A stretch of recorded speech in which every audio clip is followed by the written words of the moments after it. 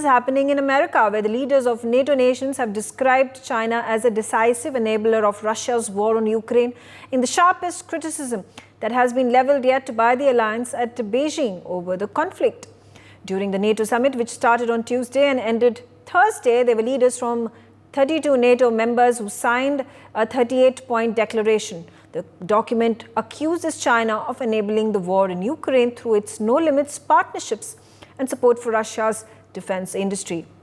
China has warned NATO against provoking confrontation over its ties with Russia after the Western military alliance accused Beijing of being a decisive enabler of Moscow's war against Ukraine. Professor Nalapat on the telecast with me. Professor Nalapat, the ties between US and NATO allies, all these 32 countries that come together, part of the alliance, and China have continuously and more aggressively becoming more strained. But now the question is about Russia and China and their close proximity with each other. Well, I'd like to say that proximity is no secret. And the No Limits Partnership was established before the Ukraine war. And the reality is that NATO seems to be the last to wake up to the reality that it is China that is ensuring that the Ukraine war continue from the Russian side. There's no question about it. Just as the US and NATO are enabling Ukraine to continue a war, which frankly has been lost by Ukraine from the very beginning, China is ensuring that the Russians do not suffer very much damage as a consequence of the war. And they have been doing that because they want this war. The fact of the matter is NATO has a clear double standard. They talk about territorial integrity and sovereignty. What about the territorial integrity and sovereignty of India? That's been violated by China many times. China has been, and Pakistan, by the way, have basically occupied Indian territories. And NATO has just kept completely quiet. So this is a clear double standard. And secondly, Taiwan. What has NATO done about the fact that the Chinese have basically usurped most of the legal airspace and sea space of Taiwan? The Chinese are daily threatening and intimidating Taiwan. They are sending battleships near Taiwan, nuclear submarines near Taiwan. All that is a clear act of intimidation. Yes. And what is NATO doing? Giving a one-paragraph statement.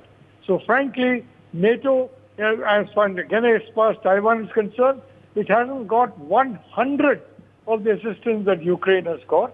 It hasn't got any of the kind of the flow of weapons that Ukraine has got. So at the same time, the Chinese are a much bigger threat than the Russians.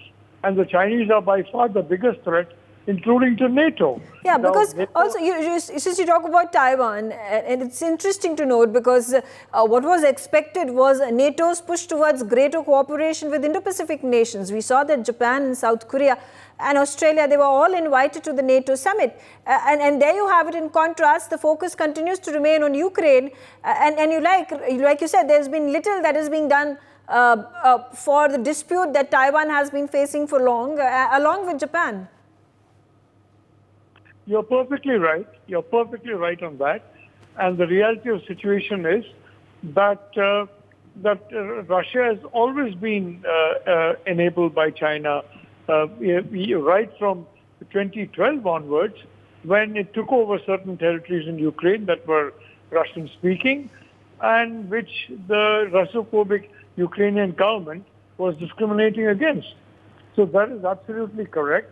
And you're again right in pointing out that nothing has been done about that.